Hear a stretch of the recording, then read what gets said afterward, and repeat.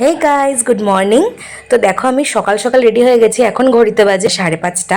আর আমি এখন কিন্তু বেরোচ্ছি ঘুরু ঘুরু করতে, মানে ঘুরতে যাচ্ছি। তো কোথায় ঘুরতে যাচ্ছি সেটা তোমাদের সাথে যেতে যেতেই শেয়ার করব, তো সঙ্গে থাকো। দেখো আমার সাথে কিন্তু যাচ্ছে আমার দিদি। দিদি মানে তোমরা চিনতেই পারছো, মানসীদি। মানে আমরা একসাথে অফিসে জব করি, তো আমরা দুজন মিলে ঘুরতে যাচ্ছি। আর দেখো বাইরের পরিবেশটা, সবে সবে সূর্য উঠেছে আর দেখতে কত সুন্দর লাগছে। তো এখানে আমাদের বাস আসবে, তো বাসের জন্য ওয়েট করছি। আর তোমরা বাস আসলেই বুঝতে পারবে যে আমরা কোথায় যাচ্ছি। তো ফাইনালি আমাদের বাস চলে আসছে। তো দেখতেই পাচ্ছ, এবার অনেকেই তোমরা বুঝতে পারবে এটা কিসের বাস। হ্যাঁ, আমরা যাচ্ছি দীঘা ঘুরতে। আর আমরা কিন্তু দুজনেই যাচ্ছি। তো অনেক দিনের ইচ্ছা আমাদের সফল হতে চলেছে। তো দেখো বাসের ভেতরটা ঠিক এরকম, এসি বাস ছিল অবশ্যই। তো আমাদের গরমে কোনো কষ্ট হয়নি। তো তোমাদের সাথে একটু রাস্তাঘাটগুলো শেয়ার করতে করতে যাচ্ছি। তো অনেক মাস ধরে আমরা যাবো যাবো করে করে ফাইনালি ফ্যামিলি, অফিস সব জায়গায় রাজি করি আমরা যাচ্ছি। তো দেখো বাসের দিদি চিপস কোল্ড ড্রিঙ্কস নিয়ে উঠেছিল, আর আমার মা নুডলস বানিয়ে দিয়েছিল। তো সেটা আমরা বাসে বসে আমি আর দিদি দুজন মিলে খেয়ে নিচ্ছি। বাসে বাসে আমরা ব্রেকফাস্টটা করে নিচ্ছি। তো তারপরে দেখো বাইরের পরিবেশটা শেয়ার করতে করতে যাচ্ছি। আমরা কিন্তু প্রায় দীঘার দিকে চলে এসেছি। তো দীঘার কাছাকাছি চলে এসেছি, বুঝতেই পারছো তোমরা। তো দীঘার পরিবেশ তোমরা যারা যারা চেনো তারা দেখলেই বুঝতে পারবে।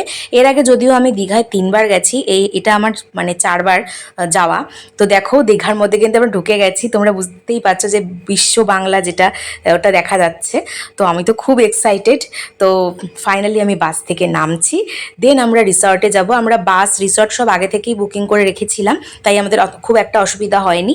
তো আমরা এই গাড়িটাতে করেই আমরা যাচ্ছি আমাদের রিসর্টের উদ্দেশ্যে। তো তোমরা সঙ্গে থাকো, আমরা কি রিসর্ট নিয়েছি সবটাই তোমাদের সাথে শেয়ার করব। আশা করি তোমরা দেখে খুবই ভালো লাগবে রিসর্টটা। তো দেখো এই যে যাচ্ছি আমরা রাস্তা দিয়ে, আর দেখো পুরীর আদলে জগন্নাথ মন্দির তৈরি হয়েছে দীঘাতেও। তো সেটাও তোমাদের সাথে খানিকটা একটু শেয়ার করলাম, বেশ ভালো লাগলো দেখে। নেক্সট টাইম যখন আসবো হয়তো জগন্নাথ মন্দিরটা তৈরি হয়েও যেতে পারে। তো দেখো ফাইনালি আমাদের রিসর্ট চলে এসছে, রিসর্ট রিজেন্টা, যেটা আমার কাছে খুবই ভালো একটা রিসর্ট, আমার খুব ভালো লেগেছে। তো ভয়েস ওভার দিতে দিতে এখন ওই স্মৃতিগুলো মনে পড়ছে। তো দেখো রিসর্টে ঢুকছি, আর ঢোকার সাথে সাথে ওয়েলকাম ড্রিঙ্কস দিয়ে দিয়েছিল, ব্লু লেগন ফ্লেভারের একটা শরবত, দারুণ ছিল এটা। তো দেখো বাইরে থেকে তোমাদের রিসর্টটা একটু শেয়ার করে দিচ্ছি। দেখো খুব সুন্দর বাইরেটার, দেখো যে হোটেল রিজেন্টার যে নামটা লেখা তার ঠিক ওপরেই কিন্তু ছিল সুইমিং পুল। আর সুইমিং পুলটা ঠিক আমাদের রুমের থেকে দেখা যাচ্ছিল, সেটাও তোমাদের সাথে শেয়ার করব। তো দেখো ওখানকারই একটা দাদা আমাদের ব্যাগট্যাগ নিয়ে আমাদের রুমে ঢোকাতে এসেছে। তো আমাদের রুমটাও তোমাদের সাথে এখন শেয়ার করব যে কীরকম রুম ছিল। আশা করি তোমাদেরও খুব ভালো লাগবে, আমার তো দুর্দান্ত লেগেছে। খুব রিজনেবল প্রাইসে আমরা কিন্তু এই রুম পেয়ে গেছি। তো দেখো এই যে রুমটা, এসি রুম অবশ্যই নিয়েছিলাম। আর ঘরে বড় একটা টিভি ছিল, আর এরকম একটা সুন্দর মানে আর্টিস্টিক একটা মানে আর্ট ছিল। আর বেডটাও কত সুন্দর। আর রুম থেকেই দেখো এই যে সুইমিং পুলটা দেখা যাচ্ছে। আর আমি খুব এক্সাইটেড, আমি কোনোদিনও এর আগে সুইমিং পুলে নামিনি, ফার্স্ট টাইম আমি সুইমিং পুলে নামবো। আর আমি সাঁতার জানি না, এটা আমার একটা ভয় ছিল। তো এরপরে আমরা কিন্তু সুইমিং পুলে নামার আগে সুইমিং কস্টিউম পরে নিয়েছি। তার আগে একটু নাচানাচি করে দেন আমরা সুইমিং পুলে নামবো। আমি আর দিদি একটু পাগলামি করে নিচ্ছি তার আগে। তো ফাইনালি সুইমিং পুলের কাছে আমরা চলে এসেছি, এবার আমি আর দিদি সুইমিং পুলে নামবো। নামার আগে প্রচণ্ড ভয় করছিল, তাই বেবি সুইমিং পুলে আমরা প্রথম নেমে নিজেদেরকে একটু শুয়ে নেওয়ার পর তারপরে ওই সুইমিং পুলে আমরা পরে নাচানাচি করবো। তো দেখো আমরা কীরকম পাগলের মতো নাচানাচি করছি, খুব মজা লাগছে। ভাবতে পারিনি যে সুইমিং পুলে নামার পর এত মজা হবে। তো আমাদের সাথে সাথে যেসব পাশাপাশি আরও সব ফ্যামিলি লোকেরা ছিল, তারাও কিন্তু আমাদের সাথে সাথে খুব মজা করেছে। তো অনেক নাচানাচির পর এবার খুব খিদে পেয়ে গেছে, হোটেল থেকে অর্ডার করে নিয়েছিলাম কলকাতা স্টাইল মুরগ বিরিয়ানি, স্যালাড আর রায়তা। তো রায়তাটা ওরা বিরিয়ানির সাথেই দিয়েছিল। তো দেখো ওখানে ছিল 2 পিস চিকেন আর একটা এগ আর রাইস। খেতে কিন্তু বেশ ভালোই ছিল, আমাদের ব্যারাকপুরের মতো না হলেও মোটামুটি কিন্তু খেতে ভালোই ছিল, খুব একটা আমার খারাপ লাগেনি, টেস্টি ছিল। বেশ একটু স্পাইসি টাইপের ছিল বিরিয়ানিটা, তার মধ্যে একটু ধনেপাতাটাতেও দেওয়া ছিল। তো দেখো এবার ইভিনিং হয়ে গেছে, তো সবার প্রথমে জানাই তোমাদের গুড ইভিনিং। দেখো ইভিনিংয়ে সুইমিং পুলটা দেখতে ঠিক এরকম লাগছিল, দারুণ লাগছিল আমার দেখতে, বেশ লাইট ফাইট জ্বালানো ছিল। আর এবার সন্ধ্যেবেলা একটু চা খাওয়ার পালা, চাটা আমিই বানাচ্ছি আর দিদি ভিডিও করে দিচ্ছে। তো আমরা একটুখানি, না সরি চা না, কফি খাবো। তো কফি, দুধ, চা সব কিন্তু রুমেই রাখা ছিল, জল সবটাই রুমে রাখা ছিল, তাই আমাদের কোনো অসুবিধাই হয়নি। আমরা নিজেরা নিজেদের মতো চা কফি যখন ইচ্ছা বানিয়ে বানিয়ে খেতে পেরেছি। তো দিদি আর আমার জন্য এখন আমি কফি বানিয়ে নেব।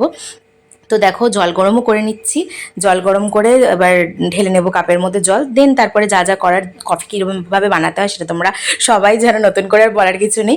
দেখো এই যে ছোট্ট ছোট্ট পুচকি পুচকি দুধ ছিল, এই দুধগুলো দিয়ে কফি বানাবো, আর তার সাথে এই যে কফি, তারপরে সুগার, সব কিছুই রাখা ছিল। বেশ ভালোই লাগছিল আমার কিন্তু সত্যি, ফার্স্ট টাইম এরকম একটা হোটেলে এসে আমি খুব খুব খুশি হয়েছি। আর দেখো ফাইনালি কফি আমাদের বানানো হয়ে গেছে, এবার কফিটা খেয়ে নেবো, দেন আমরা কিন্তু বেরিয়ে পড়েছি। আর দেখো সন্ধ্যাবেলা আমাদের রিসর্টটা দেখতে ঠিক এরকম লাগে, কি ভালোই না লাগছে বলো, আমার তো খুব ভালো লাগছে। তোমাদের কীরকম লাগছে প্লিজ কমেন্ট করে জানিও। তোমরা যদি কেউ এই রিসর্টের ঠিকানা বা অ্যাড্রেস বা ফোন নাম্বার চাও অবশ্যই আমাকে কমেন্ট করে, আমি বলে দেবো। তো এবার দেখো ফাইনালি আমরা একটুখানি নিউ দীঘায় ঘোরাঘুরি করতে চলে এসেছি, আর রিসর্টটা কিন্তু নিউ দীঘাতেই ছিল। তো আমাদের রিসর্ট থেকে মানে সি বিচের দূরত্ব মাত্র 5 মিনিট ছিল, হেঁটেই যাওয়া আসা করা যেত। আর দেখো এরপরে আমরা একটু মাছ ভাজা খাবো, কত রকমের মাছ, অক্টোপাস, কাঁকড়া, চিকেন, মানে নানান রকমের আইটেম ছিল, যে যেটা খাবে খেতে পারে। আর দেখো কাঁকড়াগুলো দেখতে কি সুন্দর, আমার খুব পছন্দ হয়েছে কাঁকড়াগুলোকে দেখে। তো এবার আমরা একটা মাছ খাবার, দেখো অক্টোপাস বানাচ্ছে কাকুটা, আমার অক্টোপাস খাওয়ার খুব ইচ্ছে ছিল যদিও, কিন্তু এবারে খাইনি, নেক্সট টাইম অবশ্যই ট্রাই করব।